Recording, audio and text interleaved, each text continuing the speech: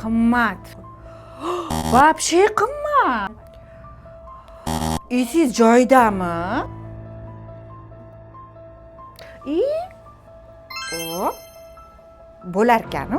Hammani ham lyuksli kosmetika ishlatib keladi, lekin narxi, lekin sizlarga yechim topdim. Bizada Ingrid. Eng zo'ri narxida. Men degan lyuksli kosmetikalarga yeta oladigan va shuni effektini beradigan tonalka hisoblanadi. Nam sponj.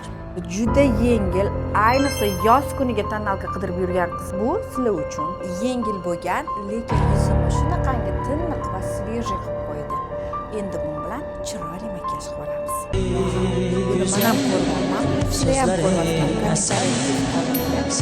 Makiyaj tonalka bo'lgan ideal ko'rinishi. Pulli makiyaj.